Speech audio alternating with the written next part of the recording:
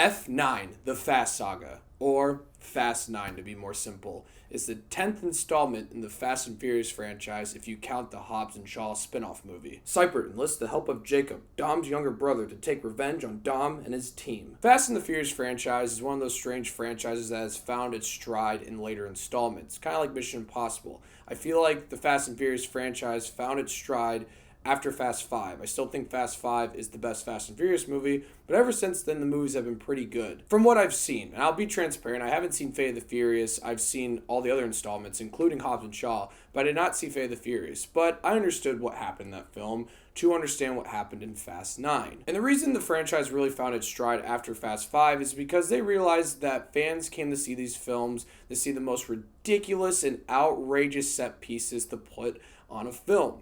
And it's entertaining as hell to watch. Tie these insane action set pieces together by a plot that is easy to follow, somewhat engaging, and a plot that you really just turn your brain off and not think about too much. You're really there for the action and the chaos. Now I'll talk about the action set pieces first, because Fast 9 by far has the most ridiculous, fucking outrageous action set pieces in the entire franchise. I mean, some of the shit they do in this movie is absolutely fucking insane.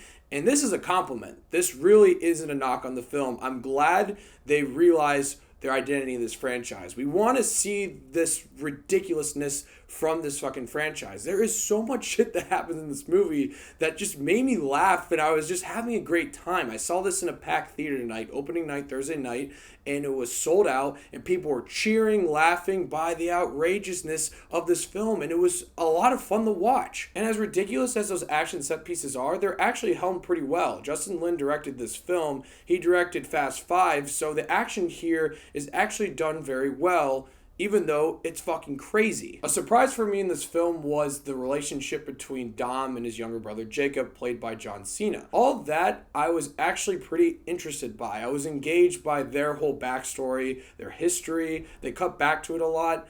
That I thought worked pretty well. The problem is there's a resolution that didn't really make sense to me, didn't really feel like it worked for me. And unfortunately, those two compliments is really I can give the film, because I have a lot of issues with Fast 9. I think out of the recent Fast and Furious movies since Fast 5, this is probably the worst one. Now granted, I said I haven't seen Fate of the Furious. It could be worse than that. But this film for me had a lot of issues. The main issues with this film is specifically with the plot. I understand with these movies, you're not supposed to think about the plot too much. You're supposed to turn your brain off and have fun.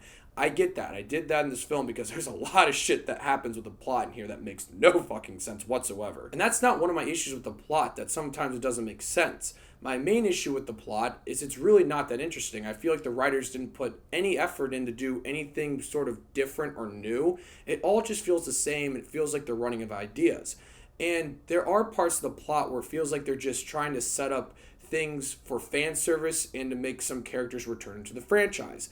I'm not going to say who returns the franchise, but it's in the trailer. Just saying that just in case you haven't seen the trailer. I won't spoil it for you. But there's a big chunk of this movie that sets that up and sets up other characters from other franchises, and it really slows down the movie as a whole.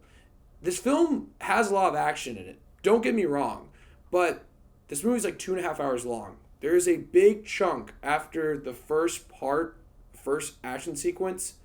There is a big chunk of this film where there's really no action. It's setting up this story and setting up these characters coming back to the franchise. And that's where the movie really slows down and honestly gets really boring. I started to check out halfway through this film. In past entries in the franchise, like Fast 5, the plot isn't super sophisticated or anything like that, but at least it felt engaging and it was leading to different set pieces. Here, there's parts of the film where I really didn't know where they were going. I mean, until about halfway through the film, I had no idea what the objective of this film was. I didn't know what the villains were trying to do. I didn't know what the heroes were trying to stop. There was just a lot of stakes that I didn't feel like were really real because you don't know what they're trying to do. And it's, as I said before, it's because they're trying to set up all these characters returning to the franchise, while also at the same time setting up these action set pieces that seems like them writing a story or a plot that's somewhat interesting. That was like their last objective. That was like the least important thing to them. So overall, the film just felt kind of boring, which is weird for a Fast and Furious movie. I thought I would just be watching action the whole entire time. But but it's 2.5 hours long, and it's way too long. They need to trim down a lot of that and just condense it more. Because like I said before, there's a lot of downtime in this film, and that surprised me for a Fast and Furious movie. But I will say though, if you're a big fan of this franchise, you're going to have a lot of fun with this film. There is a lot of fan service that's thrown in there that made people cheer in my theater. There's a lot of ridiculous action set pieces like fucking bananas, but that's great. It's by far the craziest of the series so far. I just had issues with the film's plot and story. I think they focused on the wrong things and set up the wrong things, which made the film boring for me. But like I said before, if you're a fan of this franchise, you'll probably have a lot of fun. I'll give Fast 9 5.5 Davy Daves. Yeah, there's just a lot of things that happen that obviously you turn your brain off and you don't really want to think about, but there are times where there's plot elements and things that happen with characters that didn't really make sense for me by the end of the film. But I think they might explore answers to that in other installments, because you know they're going to make more, because these movies make a fucking fuckload of money. So you know they're going to make more. But I don't know. Some of it just didn't really work for me. So, F9, The Fast Saga. Let me know what you guys thought if you've seen it. I'm curious to hear. And thank you so much for watching. Click here to see more of Dave Dave's Takes.